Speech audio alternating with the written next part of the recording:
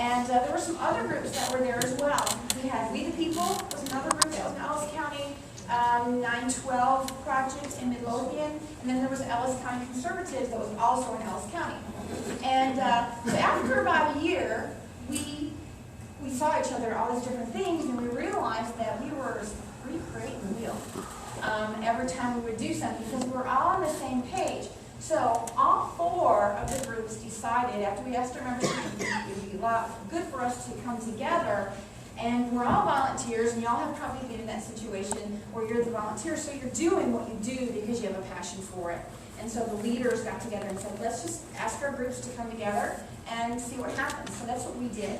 And so about a year ago, all the groups joined under the name of the Ellis County Tea Party. And the leaders of that have come from just the different groups that were there, because we were just doing what needed to be done. And those who step up to the plate, those are the ones who try to get things done. And then we try to, of course, bring you all in too, because today we're going to be going over our membership, our committees that we have talked about from the last meeting.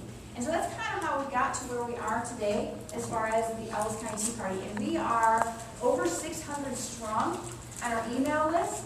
And if we ever had all 600 show up, I don't know where to go and all the time, because there's not a whole lot of meeting rooms.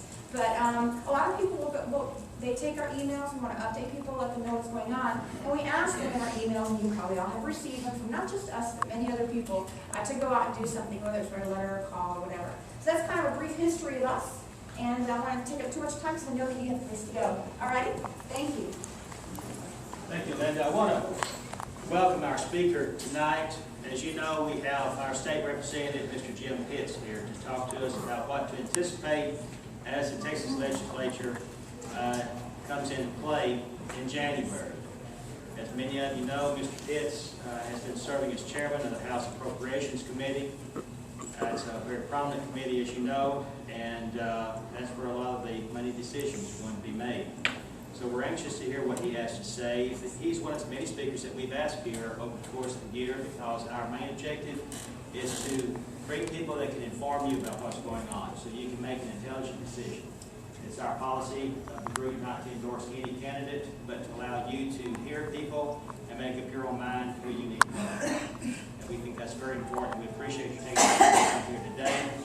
We're obviously going to be very interested to hear what Mr. Pitts has to say. Some things will be in the paper, such as the speaker's election, and we're going to be interested to hear how that's coming down and his views on that. So without anything further, join me in welcoming Mr.